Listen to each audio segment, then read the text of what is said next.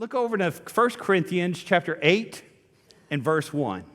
1 Corinthians chapter 8 and verse 1. We're going to look through the whole chapter. It won't be that long of a sermon. But as we look at this chapter, we're going to see a theme that covers the entire book. As a matter of fact, chapter 8, verse 1 may be the fulcrum, may be the center point, in some ways, the key verse of the entire book. Remember in chapter 1, we were talking about wisdom. Chapter 1 and chapter 2 and chapter 3, the wisdom of God versus the foolishness of men, and how people who thought they were wise actually were fools in this world. As you go in chapter 4, 5, and 6, you see how the misuse of wisdom causes issues and troubles. Chapter 7 is talking about marriage as Paul is answering questions. And then we get to chapter 8. Now, as you continue in chapter 8, you'll notice, let's look at some passages where this idea of knowledge puffs up, but love builds up is repeated. All right? Look at chapter 8, verse 9. To those who have knowledge, beware if this knowledge of yours becomes a stumbling block to the weak. This liberty of yours becomes a stumbling block to the weak. Chapter 9, verses 20 through 22. Paul says, there are those who are full of knowledge. Paul says, this is how I act. To the Jews, I became a Jew. To the weak, I became as weak, that I might by all means save some. Look at chapter 10 and verse 23. Paul says, you may have knowledge, but in contrast to that, he says all things may be lawful, but not all things are helpful. All things may be lawful, but not all things edify. In chapter 11, verses 33, speaking of the Lord's Supper, he says, some of you are full of knowledge. Some of you are full of feasting and you engorge yourselves. But in chapter 11 and verse 33, he says, for the Lord's Supper to be what it needs to be, you got to be humble. Wait for one another. Make it an action of the entire body. In chapter 12 and verse 4, he mentions about how the body has many parts. You have ears and you have an eye. You have a hand and you have a foot. And he says, but while there are many parts, there is one body. There is one spirit. In other words, you may have more knowledge than others, but you're not more important. You are not greater than other people. You are a part of the body. Care for those who are weak. In chapter 13, the love chapter, beginning there in verse 2, he says in that passage, though I have all knowledge and all gifts of prophecy, though I know all these things, notice what he says in verse 2, if I do not have love, it profits me absolutely nothing. In chapter 14 and verse 12, he says, be zealous for spiritual gifts, be zealous for spiritual things, but in everything you do in the church, your purpose and your motive is to edify and build up one another. Now, those are several verses given in a real quick line. But here's what I want us to notice that Paul is saying in every single chapter from chapter 8 all the way through chapter 14. What Paul is saying in every nook and cranny of the book of Corinthians is this. Knowledge builds up, knowledge puffs up, love builds up. You may be the smartest guy out there. You may be the most skilled person in the entire congregation. Paul says, so what? Whether you are great, whether you are small, if you're in service for God, your job is to help your brother. Your job is to be a person who encourages, who builds up, who edifies other people. So often in the Lord's church, as we read there in 1 Corinthians 12 and 14, sometimes we focus on, well, I'm in leadership, or we focus on, I am eloquent in a speaking, or we focus on, hey, this is a great song leader that we have here, or Bible class teacher, or whatever it may be. Paul is saying, knowledge may puff up, but love builds up.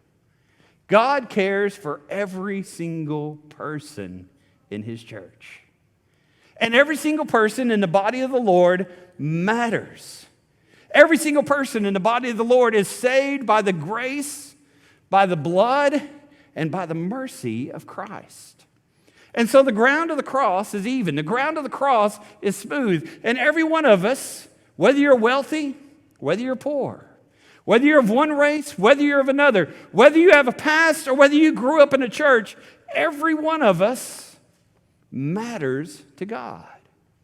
And so instead of building ourselves up and instead of trying to shine to everybody else about how important we are and how great we are and how much we matter, Paul says, edify one another, lift one another up. Be the person in the church who helps other people be seen, who helps other people in their walk with Christ, who prays with people, who greets other people, who is there for everybody who you see. Let's look at some of these things. Knowledge, as we go to our next slide, comparing knowledge and service. Knowledge without love leads to nothing more than intellect. Have you ever attended one of those congregations where the preacher is a professor? And he'll get up and he will preach a very deep lesson. A lesson, maybe he's looking at the Greek, or maybe he's looking at the commentaries, maybe he's looking at the past, and you go through and you're just amazed. First of all, because you don't know half the words the fellow's saying, but you're just amazed at how eloquent he is, at how knowledgeable he is, at all the degrees that he has on his name, and all these things. Knowledge is important. But when we do it just to make ourselves look greater, it's really nothing. And it really does no good. But knowledge with humility, knowledge with love, leads to an obligation. God has given you the gifts that you have to help other people on their journey to heaven. God has given you your experiences and your background and your past, what you have and what you are, so that you can help other people to grow in the Lord. Notice some passages. 1 Corinthians chapter 9, verses 20 through 23. Paul says in this passage, I have become all things to all men, that I might in some way be able to save some of them. What is it Paul's saying? Paul here is a man who wrote maybe half of the New Testament books, right? He's a man who's the apostle of the Gentiles. He's a man who is on par, when you read in Galatians 2, he's on par with John and with Peter. And yet he says in this passage, I'm not concerned with authority, I'm concerned with influence of other people. When he's among the Jews, he eats as a Jew, he speaks as a Jew, he thinks as a Jew, because he realizes there's something more important than Judaism. Is the church under Judaism today? Absolutely not. But he realizes his job is not to fight about that subject, his job is to lead people to Jesus. When he's talking to somebody who's weak, somebody who has a misunderstanding of what's important and what's not important, he says, I'm not going to be a stumbling block. I'm going to help that person make it to Jesus. He says in Romans chapter 1 and verse 14, I am both obligated to the barbarian and to the Greek and to the Jew because I need to save them. I need to bring them to Jesus. Let's look at our next slide, knowledge and liberty. As we think about this idea of knowledge and liberty, knowledge alone doesn't consider other people. The average congregation of our fellowship, the average church of Churches of Christ numbers around 50 people. That's the average size. As a matter of fact, when you reach our size, running just north of 300 people, less than 3% of all Churches of Christ in the U.S. number over 300. If you take it in the world, it's less than 1%. We have a blessing here not many people have. Why is it that so many congregations of the Lord's church number about 50 people? And why is it that within many of those small congregations, it's usually one or two families? Because oftentimes it's hard for us religiously to get along. Sometimes it's difficult for us religiously to be what God has called us to be. Now, not every congregation is going through that, and not every congregation is suffering from this idea of everybody having to agree and be related and be on the same subject. There are many congregations which are very faithful and very good and doing a great job that number just 10 or 20 or 30 or 100 people. But what happens sometimes is we get so caught up in knowledge, we get so caught up in important people, if you will, that we don't consider other people.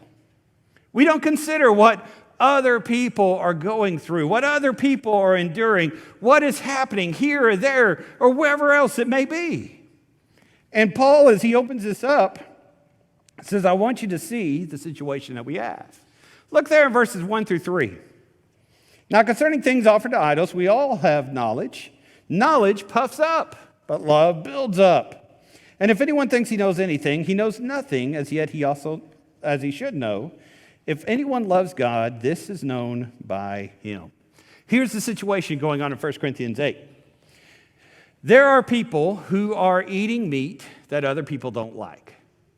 You see, Corinth is a very perverse city, not just with the sexual immorality that you read of in chapter 5 and chapter 6 and chapter 7, but in idol worship. And idolatry is a very strong influence within the city. Well, you offer meat to an idol, and an idol which is made of stone or of wood, an idol which is made of gold, does not eat. And so that meat has been offered to an idol, and of course that idol doesn't eat. So the question is, what do you do with the meat? Sometimes it'd be given away. Sometimes it'd be sold cheaply in a marketplace. Well, a person who came across, who had been a Christian quite a while or had a Jewish background, they would look at that meat and they would say, well, look at that. It's half price. This is good stuff. Or they would look at the meat and say, well, there's no such thing as the goddess Diana or the goddess Athena. There's no such thing as the god Zeus. And so really, that's just meat. It's really no different than any other meat. And so they would buy it and they would eat it. People who had just been brought out of idolatry had been raised to believe that if you ate meat that had been sacrificed to Apollos, that was worship to Apollos. If you ate meat which was sacrificed to Diana, that was worship to the goddess of Diana. And so this Gentile brother who had just been converted out of idolatry would look at this other brother and say, how in the world can a Christian eat that? How in the world can a Christian participate in that? And the other Christian would say, it's really nothing. There's no such thing as those gods. It's just something which is cheaper, something which is easier. And so there was a conflict in the church. Paul calls it the weaker and the stronger brethren. When we bring that to our situation, sometimes those words will get us in trouble because we want to label ourselves strong and others weak. Paul says, be careful in the situation in which you are, that you live in a way that doesn't hurt other people's faith. Look there in verses 4 through 6. The knowledgeable folks, the wise folks, said, hey, there's only one God, so eat the meat. We know that an idol is nothing in the world, verse 4, and there's no other God but that one. And so the meat is not tainted. But look at chapter 8, verses 7 through 8. Not everyone has this knowledge. Therefore, beginning of verse 7, there is not everyone in that knowledge, for some with consciousness of the idol until now eat it as a thing offered to an idol, and their conscience being weak is defiled. But food does not commend us to God. For neither if we eat are we the better, nor if we eat are we the worse. What's he saying? If people are going to be hurt, here's the lesson, Paul says. People are more important than food. All right? People are more important than food. When there's an issue, look at that person's soul and say, what should I do? What can I do to help people on the journey to heaven? What can I do to help people in their relationship with Jesus? You've got to be very careful in this situation. You see, knowledge, verse 9 through 13, can lead a good thing to become sin. Let's look at that passage. 1 Corinthians 8, beginning in verse 9. Beware lest somehow this liberty of yours becomes a stumbling block to those who are weak. If anyone sees you who have knowledge eating in an idol's temple, will not the conscience of him who is weak be emboldened to eat these things offered to idols? And because of your knowledge shall the weak brother perish for whom Christ died. But thus when you sin against the brethren and wound their weak conscience, you sin against Christ. Therefore, if food makes my brother stumble, I will never eat meat, lest I make that brother stumble. I want us to see that concept because it's such an important concept. The meat was not good to God, was not bad to God. That meat was absolutely neutral. But when a Christian partakes of that meat in a way which hurts his brother, that meat becomes sinful. And you've got to be careful about that situation. Now, there's many ways of applying that nowadays. Let me give you a way in which it applies to me, or at least it did apply to me long ago, early in my ministry. Many years ago, I had, in my preaching, a person had come to Christ. He came to Christ by the power of God. He came out of denominationalism and obeyed the pure, simple gospel of Jesus Christ. Well, as he was coming in, you'd have a lot of questions because he had a past, he had a perspective which came into it. I used to, as I was leading singing, oftentimes I would use a pitch pipe. And so I'd play that pitch pipe to figure out exactly what the key needed to be. And he came up to me and he was upset about it because he had been brought into the Lord's church. He had been added to the church and he had been taught very strongly about the danger of instrumental music. Ephesians 5:19, Colossians 3:16, other passages teach that God's people worship him with the voice. I explained to him, this is not an accompaniment to the music which we have. It's not the same as a piano or as a guitar or whatever else it may be, the drum that people play during their music. It's an aid. It's not played when a person is singing. It's played before the song even begins so we can all get on the right key. He really didn't like that. And we went back and forth, and finally I determined for the relationship between him and me, it wasn't binding on anybody else, but it made it easier for him and his understanding for me not to use a pitch pipe when I was leading singing. Now, that was difficult sometimes because sometimes my pitch would be high, sometimes my pitch would be low, but usually we made it through whenever I was leading singing in that congregation. Now, is that binding today? No, there's nothing wrong with a person using a pitch pipe. That is not instrumental music in any term or way possible. But for me, in that relationship, as that brother was growing in Christ and slowly coming to realizations of biblical principles, at that moment, it was important to realize that while that pitch pipe in our situation was not positive or negative, in that situation, it could cause a brother to stumble. And so I needed to figure out a different way in order to lead a song, a different way in order to key that song as we got started. What Paul is saying here is there are times when something that is neutral, something which is neither good nor evil, can become a problem. And Paul says in that situation, consider a person's soul before you consider your liberty. Consider a person's relationship with God before you start talking about your rights and my rights and I'm allowed to do this or that or whatever else it may be. Another way of application.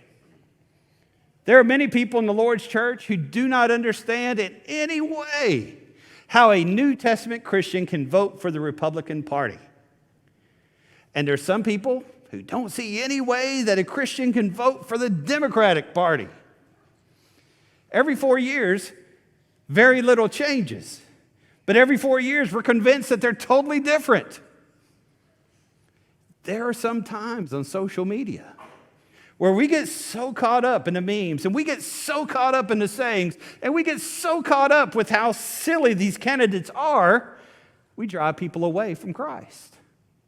And we drive people away from God. People begin to see us as Republican and as Democrat rather than Christian. And people begin to see us and unfriend us or whatever you do on the different things because of our political views, and we lose what influence and relationship we have concerning Jesus because we're so caught up in politics. As God looks down at our country and our world, he sees that, man, we've got a long ways to go and we've got a lot of stuff to do. There are Democrats who God looks at and must shake his head. And there are some Republicans who God looks at and he must shake his head. Our job is souls. And we're not going to save this world, but we're going to save people. Vote. Our forefathers in this country have died for that. God, in His grace and mercy, has put us in a country where we have rights and we have opportunities to influence our culture for good. But preach Christ.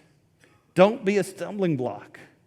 Don't be the kind of person that puts yourself between a weak brother and God.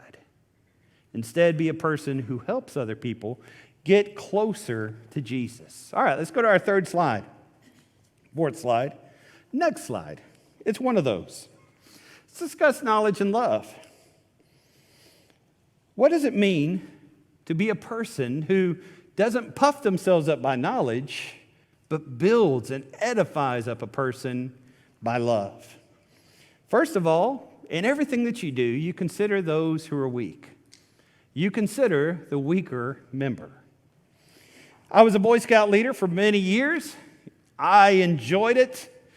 My kids used to hide in the trunk of my car when we'd go to Dairy Queen because they didn't want anybody to be seen in the uniform. But I had fun in Boy Scouts. Whenever we would go hiking somewhere, your speed is the speed of the slowest person because you have to keep everybody together. What God is saying here through Paul by the inspiration of the Spirit is the speed of your congregation oftentimes is close to the speed of the weaker members. Because you love these people, you want them to be with you on the journey to heaven. How do you do that? You have to communicate on their level. As you read the life of Jesus and read about him in Matthew, Mark, Luke, and John, and there's some of his writings in some of his sayings in Corinthians and Acts, what you'll notice is Jesus never uses a word over 4 syllables. He is a person who speaks very plainly and very clearly. In Isaiah 53, we see that when people saw Jesus, he looked like everybody else. There was nothing about him that stood out, nothing about him that looked different. When you see the life of Jesus, you see him not only sitting in the temple, you also see him sitting with sinners and tax collectors. You also see him in the presence of a woman in adultery, both in John 4 and John 8. You see, Jesus knew how to treat the weaker member. And he was going to make sure he could speak on their level and help them on their journey to God. You and I as Christians are called to live in that way. When a person is wrong, you shepherd them. Don't discipline them. Don't own them like you own the libs, as people say in politics. You shepherd them. Sometimes that includes discipline. It always includes whatever you do it in love. You do it in kindness. Secondly, you understand how other people think. You're gentle. A very, very few people think in abstract forms. And what I mean by that is thought forms. At the end of every lesson, not to say the plan of salvation. At the end of every lesson, or many times in a lesson, we'll talk about the 5 acts of worship. We'll talk about these things. Those are abstract forms. Many people will see a verse, and from that verse, they will convert themselves to Christ. I say many, not as many. You and I, most people, work in concrete forms. And what I mean by that is we are guided by relationships that we have with people. When we see somebody living the faith, we're attracted to that person. When we see how somebody is living, oftentimes we'll see how they care for us before we listen to the things which they have to say. One of the things that often keep people from obeying the gospel is they'll say, well, you know, if I obey the gospel, what does that say about my parents who did not obey the gospel? Be careful before you begin condemning people that you don't know God has condemned. Our job for us is to follow the Lord. But be very careful before you begin bashing people. Be very careful before you begin talking about how everybody is wrong and how everybody is messed up. Because people are working from the memories they have of people. People are working from relationships that they have with people. People are working in those concrete ideas. The things which they felt, the things which they think they know, the things in which define who they are. Are those always right? No. But as we shepherd people and help them to see Jesus, you have to be careful to lead them along gently so that they can see the way more fully, to know that what God would have them to do. And thirdly, don't exploit other people. Don't use other people to make yourself look smarter. Don't use other people to show that you are greater or you are a better Christian than other folks. Recognize, just as the parable of the talents in Matthew 25, God will judge each one of us by the things in which we've been given. The man with 2 talents was not required to have 5. He was required to do what he could, and so he brought forth 2, and he received a reward. The man with 5 talents had everything given to him, and he used those talents in order to create 5 more. The man with 1 talent was judged. Not because he didn't create 5, not because he didn't create 2, but because he did not use what he had. God is impressed by the work that each one of us do individually. Don't neglect the work of God because you're afraid you don't compare to somebody else. Don't think that God is not working in your family because you see these other families on social media or wherever else and you say, oh, they're perfect. We'll never measure up. God is working through you. God is working in your life and in your situation to help you be what you need to be. So we go to our last slide. I want us to think about 1 Corinthians 10, starting in verse 31, and we'll go through chapter 11 and verse 1.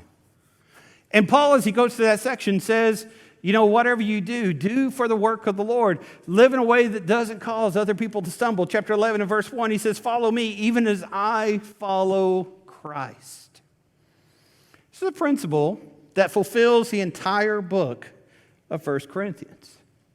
And it's a principle which will lead to church growth. It's a principle which will lead to the salvation of many souls. And what's that principle? Church is not about me. Church is not about you.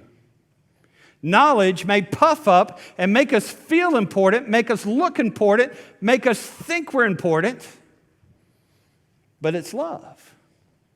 It's love that edifies. It's love that makes the church grow. It's love that brings us closer to Jesus.